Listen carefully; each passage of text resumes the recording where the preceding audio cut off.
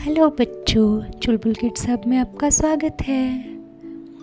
आज हम चीकू की उड़ान, चीकू के बारे में ये प्यारी सी कहानी सुनेंगे। एक चिड़िया थी प्यारी सी, आम के पेड़ पर रहती थी। नाम था चीकू। चीकू हमेशा दूसरी चिड़ियों को देखती रहती और सोचती, मैं कब उड़ पाऊंगी। एक दिन उसने सोचा, अब मैं भी उड़ूंगी, और पंख फैलाकर उड़ने लगी। लेकिन ये क्या, वो गिर गई और बहुत उदास हो गई। तभी वहाँ पर एक प्यारी सी चींटी आई और उसने बोला, फिर से कोशिश करो।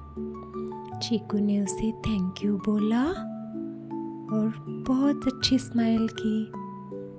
चीकू फिर उठी और आसमान में उड़ने लगी, और इस बार बहुत अच्छे से उड़ी और आसमान में गोल गोल घूमने लगी। तो बच्चों, इस कहानी से हमें सीख मिलती है, कोशिश करने वालों की कभी हार नहीं होती। Like, share and subscribe. Bye.